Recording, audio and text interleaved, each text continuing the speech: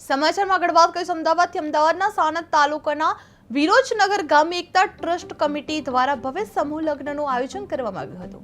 આ કાર્યક્રમમાં કુલ 43 જોડાઓના લગ્ન નિષ્ઠાપૂર્વક સંપન્ન કરાયા હતા। મૌલાના હજરત મુફ્તી રિઝવાન સાહબ કાશ્મીરી તારાપુરી દ્વારા વિવાહની નિકાહ પઢવામાં આવી હતી। નવદંપતીઓને આશીર્વાદ આપવામાં આવ્યા હતા અને મહેમાનોનું હાર્દિક સ્વાગત પણ કરવામાં આવ્યું હતું। એકતા કમિટીના પ્રમુખ અનવર ખાન પઠાણ, ઉપપ્રમુખ ખાલિદ ખાન પઠાણ અને મૌલાના હારૂન સાહેબ સહિતના આગેવાનો મહેમાનોને ભોજનની વ્યવસ્થા પણ પૂરી પાડતા ઉપસ્થિત રહ્યા હતા। મૌલાના ઝૈદ સાહેબ પણ મહેમાનોનો આભાર વ્યક્ત કરવામાં આવ્યો હતો। સાણંદ વિરોચનગરમાં ભવ્ય સમૂહ લગ્નનું આયોજન કરવામાં આવ્યું હતું, જેમાં 43 જોડાઓનું લગ્ન નિષ્ઠાપૂર્વક કરવામાં આવ્યું હતું। મૌલાના મુફ્તી રિઝવાન પધાર્યા હતા, જે મહેમાનો માટે ભોજન અને સ્વાગત પણ કરવામાં આવ્યું હતું। એકતા કમિટીની આગેવાનો ખાસ ઉપસ્થિત રહ્યા હતા।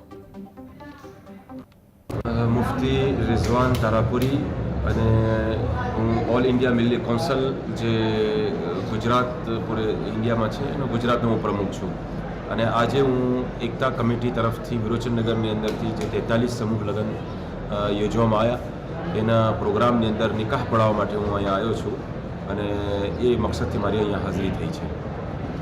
તો આ સમૂહ લગ્ન યોજવામાં આવ્યા, વિરોચનનગરના ગામનો કેવો સપોર્ટ રહ્યો અને શું નહીં, માશાલ્લાહ આ ગામની અંદર બધા લોકો જે સમાજના જિમ્મેદારો છે ઉલમા બધા મળીને એક સમાજના કલ્યાણના માટે અને સમાજની ફલાહના માટે, એમની કામયાબીના માટે એક એમણે આ નિકાહને સાદગી અને સિમ્પલના સાથે યોજવાનું જે આયોજન કર્યું એ બહુ મોટી વાત છે અને આપણા સમાજની આ સૌથી મોટી અત્યારે જરૂરત છે, કારણ કે સમાજની લગ્નોની અંદર અને શાદીઓની અંદર જે ગલત રિવાજો અને જાત જાતના અલગ અલગ ટાઈપના જે ખર્ચાઓ ઊભા કરવામાં આવે છે, જે સમાજના હિતની અંદર નથી।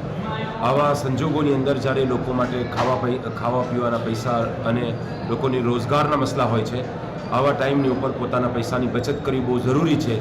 ચાહે માલદાર હોય ચાહે ગરીબ હોય, હરેકને પોતાના પૈસાની બચત કરવાની જરૂર છે।